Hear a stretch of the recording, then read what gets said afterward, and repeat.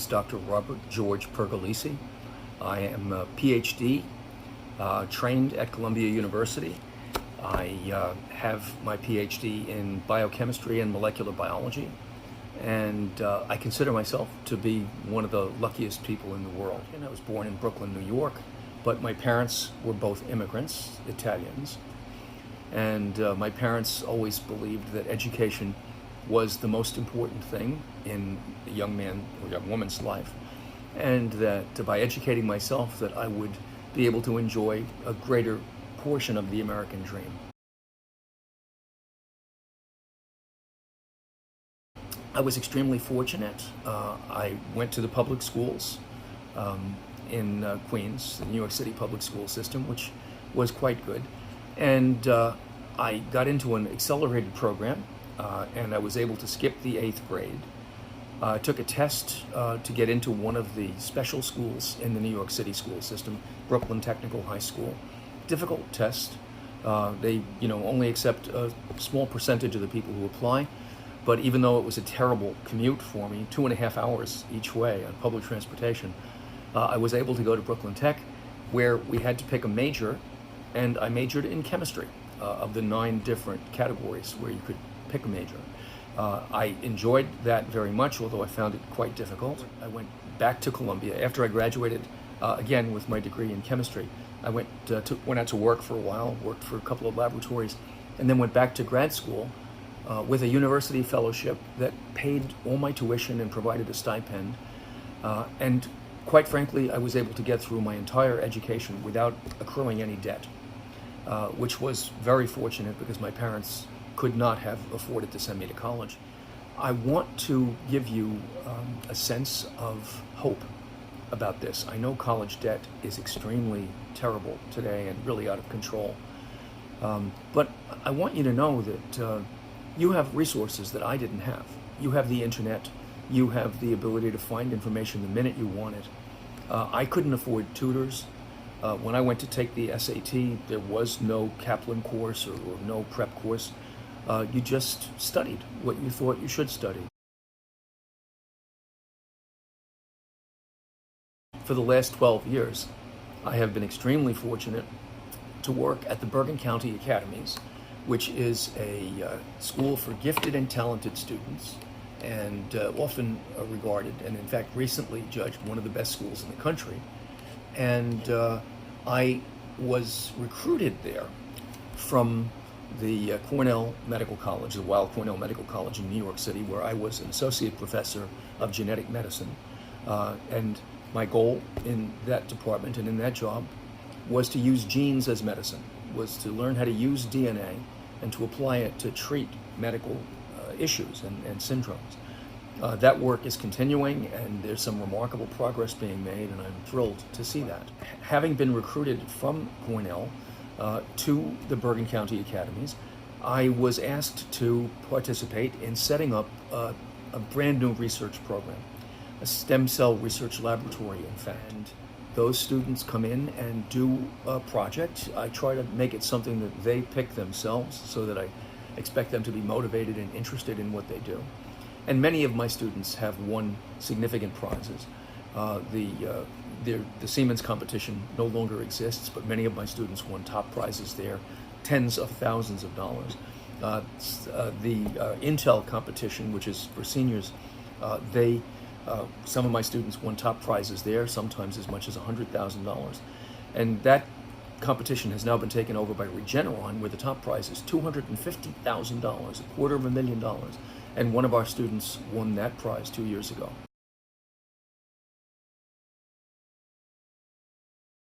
The instruments that we use, quite frankly, are very sophisticated instruments, and they're the kinds of instruments you would find at a college or medical school, even a graduate school. And students are able to do remarkable things.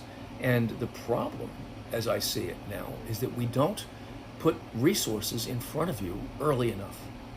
But when we are able to, like we do at the Bergen Academies, you can learn and do very well, and learn interesting things, and make significant progress on a scientific problem. I am teaching kids how to do research, not from a book, but from my life experience. from getting my PhD, which again, I'm extremely grateful to Columbia University and all my mentors and everything I learned there. I have over 100 publications in peer-reviewed journals. I have 12 book chapters that I've done, and I have a book that I edited for McGraw-Hill on recombinant DNA technology. And those opportunities taught me not only how science works, but how to write about it, how to do experiments in the laboratory, how to apply for grant money. Science is hard work. It really is. It demands a great deal of reading and learning, and I am a student for life. I have finished with my 30-odd years of education, but not really. I'm still learning every single day of my life. I read rabidly. I'm a voracious reader, and I read everything. I want to be knowledgeable in as many fields as possible, and I love to meet interesting people, which science provides you a wonderful platform in which to do that. And you go to meetings all over the world and meet interesting people who are also highly intelligent and interested in problems like yours, but sometimes different from yours, and you learn from them. And you learn how to apply their thinking and their tools and their skills to your problem. And science marches forward. I worked for a few years as a technician, and that is what you do if you can't run a laboratory of your own. And the only reason you can't run a laboratory of your own is that you don't have sufficient background. You do need a PhD or an MD in order to run a laboratory of your own. You don't need one to work in a laboratory. And it's perfectly acceptable to work in a lab. I was a technician before I went back to graduate school. First of all, I love what I do. And I love the field, and I love the progress that's being made. But also, I have to say that the students give me great motivation. Not all of them. It's a bell-shaped curve, like anything else in life. I have some students that are absolutely fantastic, and I look forward to seeing them every day. I have many students who are really pretty good. They're good at other things. Just, this isn't their thing. Watching the students have those aha moments, an epiphany, when all of a sudden something they've been thinking about and studying, I see the light bulb go on. And I understand that, and I remember feeling that myself on occasion. And that moment is not only wonderful, but it's motivating. It keeps you going. And that certainly is fun. Again, it's a lot of work, and we work long hours, and it's not the kind of thing where you can walk away from it. It's always with you, and I think about it all day and all night.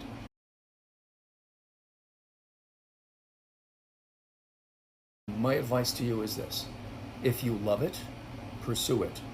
And if you pursue it, you will move forward, but you will also take a few steps back. Occasionally things don't work. They can be frustrating. You may not get the grades in the STEM classes, which, honestly are the harder classes. I mean, to be true, these are difficult things. And my advice to you is never give up. Push back, study harder, get help. You have access to help, as I said, the internet and all sorts of in-school tutoring that I didn't have. But I never let it stop me. And I've always felt like I've had something to prove, not to anybody else, but to myself. And I have brilliant students who have worked with me at all levels. High school kids that I'm working with now are really, really bright. But I've had people working with me when I was at Cornell from all over the world, from Japan, from South America, from China. One of the things that concerns me, really, is how few Americans go into science. For postdoctoral fellowships, that people who come here to this country to work in a lab, get a few papers out, most of them, in my experience, have been foreigners.